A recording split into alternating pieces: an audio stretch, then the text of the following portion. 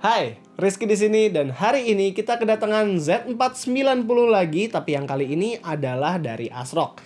Dan kalau misalnya dari kemarin itu kita nge-review motherboard Z490 yang terlalu mahal, mungkin ada di angka 4 jutaan atau ada yang 5,3 jutaan, yang ini harganya di 3,2 jutaan. Tapi ternyata speknya nggak bisa diremehin nih.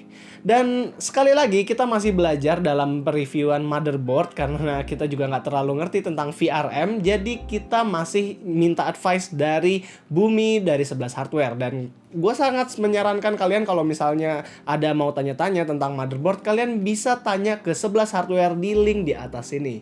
Jadi tanpa basa-basi lagi, inilah Z490 Extreme 4 dari ASRock.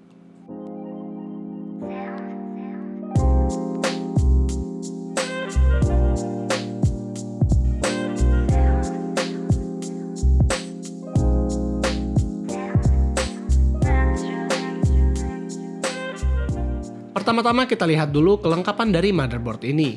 Di boxnya kita akan mendapatkan motherboardnya itu sendiri, beberapa kelengkapan seperti SATA kabel, buku petunjuk, dan M.2 stand beserta sekrup.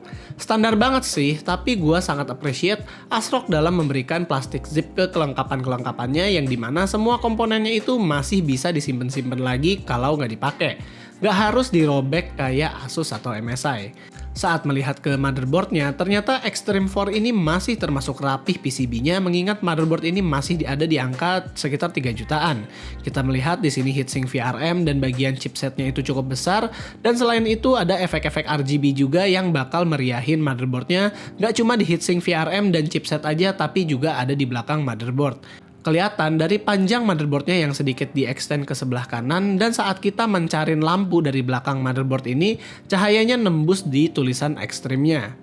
Heatsink VRM dari ASRock ini masih termasuk cukup besar, ada di bagian kiri dan atas dari prosesor, dan berat dari heatsink ini ada di sekitar 230 gram. Dan ini adalah penampakan VRM dari ASRock Z490 Extreme 4. Di sini ASRock menggunakan PWM controller ISL69269, di mana itu adalah PWM controller kelas atas yang bahkan ada di Mobo MSI Z490 Godlike. PWM controller ini juga memiliki 3 output dengan total 12 phase. Mobo ini kemungkinan menggunakan 10 plus 1 plus 1 power phase, di mana 10 untuk V-Core, 1 untuk iGPU, dan 1 lagi untuk VCCSA. Di sini ASRock menggunakan MOSFET Fisheye SIC632A untuk V-Core dan iGPU-nya, di mana MOSFET ini agak sedikit di bawahnya MOSFET Fisheye SIC639 yang ada di Mobo yang kita review kemarin, yaitu Asus Z490 ROG Strix E-Gaming. Sedangkan untuk VCCSA-nya, ASRock menggunakan MOSFET DEC3906X. Menurut kita, VRM dari ASRock Extreme 4 ini cukup mumpuni untuk menjalankan Intel Core i7 10700K atau juga Core i5 10600K. Ini berarti ASRock memang nggak sembarangan dalam memilih VRM buat Extreme 4-nya. Nah, yang gua nggak tahu adalah SKU Pro 4 di harga 2 jutaan. Semoga aja sih VRM-nya juga tetap berkualitas. Selain dari Extreme 4, gue juga dikirim Z490 PG Velocita yang ini harganya lebih mahal, ada di sekitar angka 4 jutaan. Tapi kita diberi banyak bonus seperti stiker dan perlengkapan lain yang lebih banyak. Motherboardnya pun kalau kita lihat-lihat dari wide shot begini kelihatan lebih ganteng ketimbang Extreme 4. Ya namanya ada harga ada barang. Tapi si Extreme 4 ini nggak kalah fitur-fiturnya walaupun kita bandingkan dengan si Velocita. Kayak kalau kita lihat slot M.2 yang ada di Extreme 4 ini itu sebenarnya ada 3, dimana 2 pakai shield dan 1 lagi enggak. Udah support PCIe Gen 4 juga, walaupun 10 Gen itu sebenarnya belum support sama PCIe Gen 4. Nantilah di 11 Gen baru bisa support. Kalau SATA juga ada 6 slot, tapi ini terbagi 2, 4 di atas dan 2 lagi di bawah. RGB header juga ada di bagian atas dan bawah, hanya aja yang 5 volt itu cuman ada di bagian bawah dan 12 volt ada di bagian atas 1 dan di bawah 1. Dan kalau kita ngomongin kelengkapan I/O belakang, kalau kita lihat di sini ada PS2 port, 2 USB 2.0, HDMI dan DisplayPort untuk HD graphics, lubang yang available kalau mau diisi antena Wi-Fi, USB 3.2 Gen 1 Type A dan Type C, 2 USB 3.0 lagi, dan LAN Gigabit Ethernet dan beberapa audio jack. Gue sukanya di sini I/O shield-nya bersifat fleksibel dan bisa di-adjust sesuai dengan casingnya, karena terkadang ukuran I/O shield itu di casing itu berbeda-beda. Tapi kalau dilihat-lihat, sepertinya jumlah slot USB 3.0-nya itu agak kurang kalau kita bandingkan dengan Z490 lain. Fan header-nya ada 7, di mana 3 ada di bawah kanan, 1 di bagian kanan, 2 di bagian atas, dan 1 lagi di dekat CPU. Apabila kalian mempunyai casing dengan USB Type-C di front panelnya, motherboard ini juga punya slot 3.2 Gen 1 Type-C port. Di sini juga ada Wi-Fi card expansion kalau kalian mau mengupgrade motherboard ini dengan Wi-Fi. Saat kita masukkan motherboard ini ke dalam casing, gue ada note beberapa hal. Yang pertama, USB 3.0 port di sini nggak nyamping, jadinya gue agak berantakan kalau misal mau masang kabel USB 3.0. Yang kedua adalah motherboard ini karena agak nyamping ke kanan, itu suka bermasalah sama SATA kabel yang huruf L begini, jadinya nggak terlalu masuk gitu SATA kabelnya. Jadinya kalian sangat gue rekomendasikan untuk memakai SATA kabel yang lurus-lurus aja.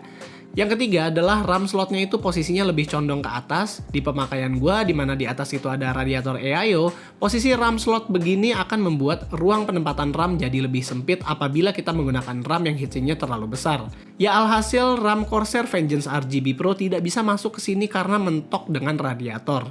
Jadinya kita akan menggunakan Vengeance LPX 2666 aja untuk review kali ini. Yang keempat adalah motherboard ini karena mempunyai efek RGB di belakang PCB-nya, gue sangat menyarankan untuk memakai casing yang bukan kristal seperti yang gue pakai di sini karena RGB-nya tidak akan mantul dan malah nembus ke kaca kalau memakai kristal. Untuk pengujian kali ini kita masih menggunakan Core i9 10900K dengan RTX 2070 Super Vulkan XOC punya iGame. Namun dengan RAM Vengeance LPX 16GB 2666 aja. Dan pengetesan kali ini juga kita tidak OC RAM-nya karena hanya Vengeance LPX aja dan juga XMP-nya hanya di 2666 aja.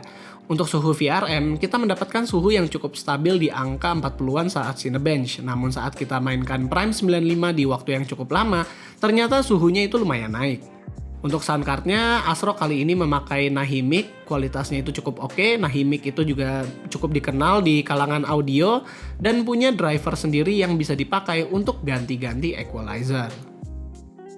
Dan jadi kesimpulannya, Z490 Extreme 4 dari ASRock ini adalah the best Z490 di harga 3 jutaan kalau kita mau ngomongin completeness dan juga price to performance. Kenapa begitu? Yang pertama, karena PWM controllernya itu adalah PWM controller yang imba, yaitu yang tadi MSI Godlike punya.